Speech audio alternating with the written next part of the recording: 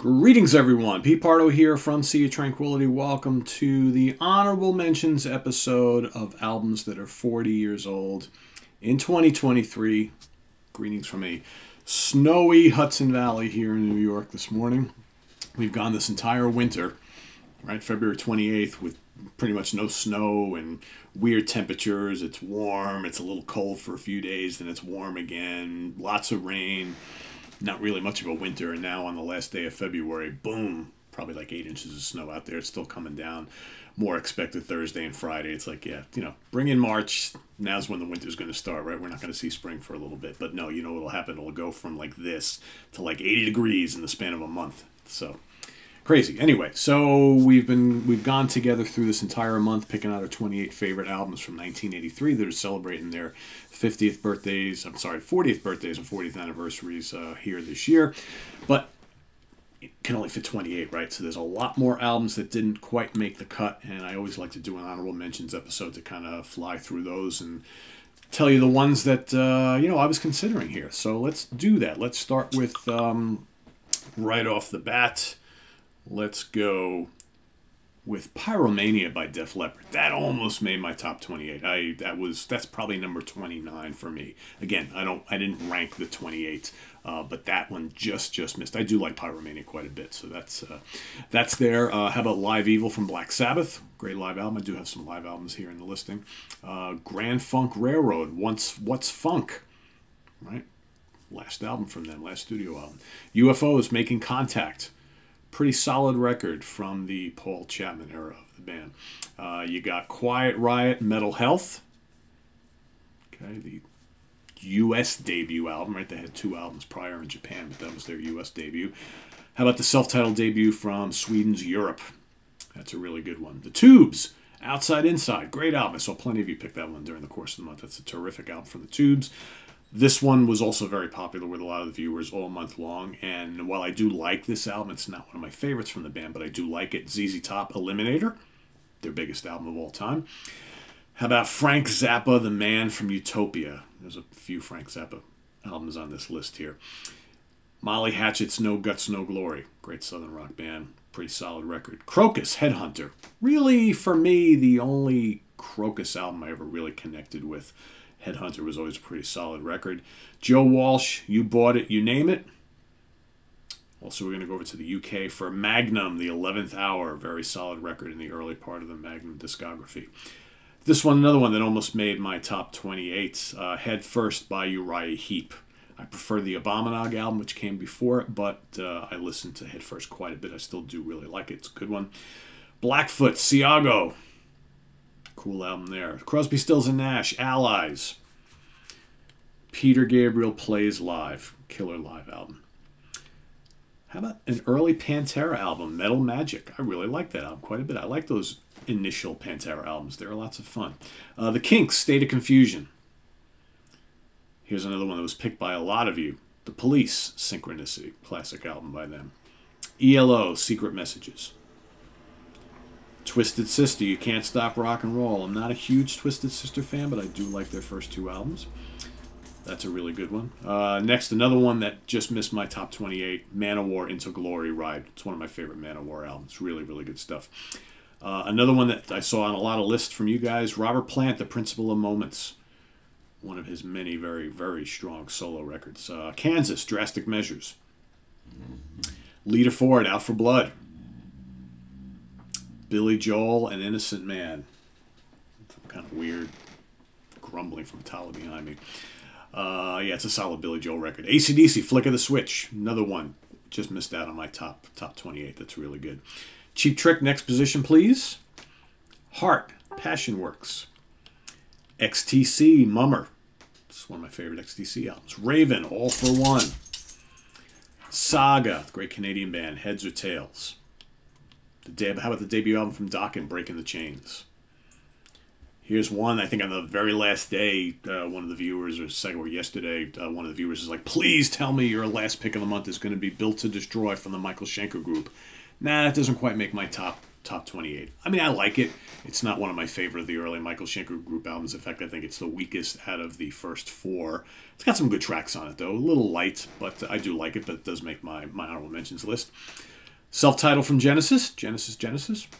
Pretty solid album for latter period stuff. I'm not a huge fan of the stuff after Steve Hackett left. Well, post Duke, I like. And then there were 3 of Duke quite a bit. Genesis self-titled, Abacab, I do like. Stuff that comes after. Yeah. Pat Benatar, Live from Earth. J.B. Laszlo, really good live album from Pat. Thin Lizzy, Life, another great live album. This would be the last thing we would see from Thin Lizzy. Great live album. Paul McCartney, Pipes of Peace. Say that fast. Paul McCartney, Pipes of Peace. Fun record from Sir Paul. Brian May, a Friend, Starfleet Project. How about the self-titled debut from Streets? The band led by Steve Walsh. After we left Kansas, they did 2 albums together. Streets, the debut, really, really strong. The Doors, Alive She Cried, released in '83, but containing, obviously, live stuff from the 60s. Survivor, Caught in the Game, really strong album from Survivor. Rolling Stones, Undercover. Blue Oyster Cult, Revolution by Night. Witch Finds, Cloak and Dagger, a great new wave of British heavy metal, kind of doomy band. Alan Parsons Project, Ammonia Avenue. Anvil, Forged in Fire. Witchfinder General, Friends of Hell. Sorry, I got my Witchfinds confused. Witchfind, not the doomier band of the 2. Witchfind, Cloak and Dagger. Witchfinder General, Friends of Hell. That is the doomier one. 2 similar names, and it's really early in the morning. Pat Metheny Group, Travels. Killer album from Pat and the band. Really, really good. Wonderful stuff. How about the great band from Arizona, Ashbury, Endless Skies? Really good if you haven't heard that. If you like kind of Wishbone Ash, it's kind of bluesy, kind of jazzy, kind of proggy, kind of classic rock, little bits of metal. Really, really good stuff. Great guitar work. Atomic Rooster, Headline News. More metallic of an album from them. Bernie Torme on guitar. Demon, The Plague. Another great new wave of British heavy metal band. Grim Reaper, See You in Hell. Got lots of new wave of British heavy metal stuff coming up here. Gary Moore, Dirty Fingers. Again, we talked about that a few days back. Recorded in 1980, not officially released till '83. Came out in Japan in '83. Later than that in other parts of the world, so it's kind of like a weird history with that one. Talus, Live, Speed on Ice. Really good live album. Tokyo Blade, self-titled Tokyo Blade. Terrific, terrific new wave of British heavy metal album. Bernie Torme, Electric Gypsies. Love that Bernie Torme solo stuff. Vandenberg, the great Dutch band, Heading for a Storm. Their second album. Here's one that a lot of you guys mentioned. Self-titled debut from Zebra. A lot of great songs on that first Zebra album. Another one that was originally on my top 28, got booted. It sits just outside of it. Triumph, Never Surrender. Another one that was in my original top 28. So there were a lot of movers and shakers early on while I was putting this together. IQ, the great British prog rock band. Tales from the Lush Attic. Really strong album from them. And last but certainly not least, Let's Dance by David Bowie. Okay, so there you have a whole bunch of honorable mentions. It's not every single album I like from 1983, but those are the ones that I kind of like the most, that really stood out for me, that were in somewhat contention for making my original list. So if you didn't hear your favorite, I may or may not really like that as well, but you can't just name every single album from the year. So, but please put some of your honorable mentions down in the comments below that you haven't already picked during the course of the month. And I'll be, of course, looking through all those and see if there's anything I somehow missed.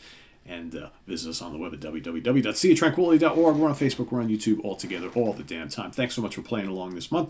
It was a lot of fun. And as we move in tomorrow to 1993, which based on a lot of the comments I've been seeing from people, that year and that decade doesn't interest a lot of you. So I'm assuming a lot less people will be watching this upcoming month. I hope that's not the case, because I hope people still will spend at least 5 minutes of their day with us each and every day, first thing in the morning, to perhaps hear about some albums that you may have overlooked in the 90s. I know lots of people who watch this channel are more 70s and early 80s people. I get it. But there were a lot of really good albums that came out in the 90s. We're not talking about the real popular stuff. Most of us know the real popular stuff. A lot of that kind of sucked, but there was a lot of stuff that went way under the radar for most people. Actually really good, especially for metal and prog rock. Yeah, classic rock not as much, but metal and prog, a lot of really good stuff. So you'll be hearing about all of that stuff this month coming up for albums that are 30 years old in 1993, starting tomorrow morning. So please, hopefully, stay with us all throughout the month and watch. If you can't play along, it's fine. At least watch every day and maybe pick up some favorite albums along the way. You never know. So stay tuned. What do we got coming up here on the channel? So tomorrow is Wednesday. We got a new album review day here. It's What's Hot with Sea of Tranquility Day. Thursday is the Monsters Den, so stay tuned for that. Friday, we got a double shot of Friday Morning at the Funhouse with Martin Popoff, where we're going to be talking about retro bands and retro music and good, bad, or ugly, right? So that's kind of the topic for Friday. We've also got the latest installment of 4 Fusion Friday coming up for you Friday morning as well. We've got on Sunday, ranking the albums of Hot Tuna, Jorma Kaukonen, Jack Cassidy, and company. That's coming up on Sunday, as I'm losing my voice already first thing in the morning. And we've also got a debut of another new mini-series. I really like doing these little mini-series things where, you know, you're talking about like 5, 6, 7, 8 episodes over the span of a couple months, or, you know, a month or so. I'm going to be, you know, we talk a lot about the great live albums. We've done plenty of shows here on the channel about those all-time great live albums. What about those live albums that kind of get overlooked, that kind of fall under the radar? Those really strong live records that don't get the acclaim of Kiss Alive and Made in Japan and Strangers in the Night and Live and Dangerous and all, and, you know, Unleashed in the East. You know, not those big name live albums that everybody talks about, but the ones that are really great that nobody ever mentions, right? From maybe some lesser known bands, or maybe live albums from bands that have lots of live albums, but some of their brothers and sisters get all the attention. So that's what we're going to be talking about here. So we're going to do, I'm probably going to do like maybe 10 per episode. It'll be, you know, like 20-minute long episodes, and we'll probably do like one a week for the next couple of weeks or so, because I got a lot of these live albums that I think really deserve your attention, that kind of, again, fall a little bit under the radar. So that's what we're going to be doing, starting. You're probably going to get one of those episodes later today to kick off, well, it's not quite March yet. March is tomorrow, but on the last day of February, so that'll be probably airing sometime this afternoon or tonight. So stay tuned for that, and lots more here on the channel. Thanks again, everybody, for watching and playing along all month long for albums that are 40 years old in 2023. But we'll see you tomorrow for albums that are 30 years old in 2023, looking back on 1983. So till then, I am Pete Pardo. Please subscribe if you haven't already, and click on the notification bell so you get alert of all of our content as it posts. And please do hit the like button before you leave. So thanks for watching, everybody. I am Pete Pardo. See you real soon. Take care. Bye-bye.